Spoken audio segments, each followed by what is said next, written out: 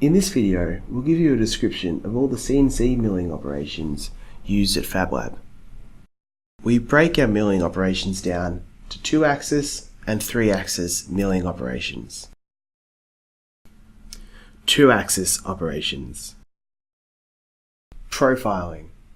The router follows the inside or outside of the curve at a depth determined by the student. Most of the time, this is completely through the thickness of the material. You'll see here the tool is moving on the inside of the curve.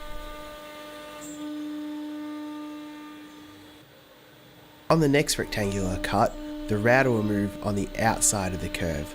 While only a slight difference, this can mean the difference between your project either succeeding or failing if you specify the wrong part of the curve for the router to move on. Engraving. The router follows the center line of a curve to a specified depth, including the full way through material. As engraving follows the center line of the curve, it is often used to trace drawings or by sign writers. Pocketing. The router mills all material within an area defined by a closed curve to a specified depth.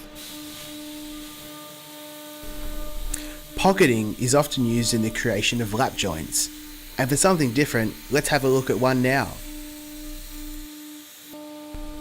In a lap joint, material is removed from both of the members so that the resulting joint is the thickness of the thickest member. Most commonly is the half lap joint, which is used in this diagram. The members are of the same thickness and half the thickness of each is removed. Although simple in construction, upon gluing and clamping, this joint is very strong and reduces racking. Hole pocketing. The router creates a hole at a specified depth and diameter. This is good for custom-sized holes.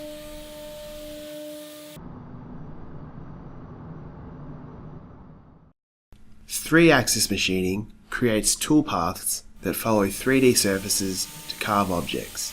Cuts are determined by the X, Y, and Z coordinates for each point along the surface of a 3D model. Parallel finishing. The router gradually moves across a 3D surface incrementally at a given distance to carve out the part. This is mostly used to create topography models. Radial machining. An imaginary circle is drawn around an object with the router zigzagging between its origin and the circumference at a programmed increment. Unsurprisingly, this is mostly used on surfaces with a circular shape. Spiral machining. The router moves in a helical shape from the origin to the circumference at a given increment. Also mainly used on surfaces with a circular shape, this is much quicker than radial machining, however the finish isn't as great. For producing complex forms, these last three toolpath operations are your best bet.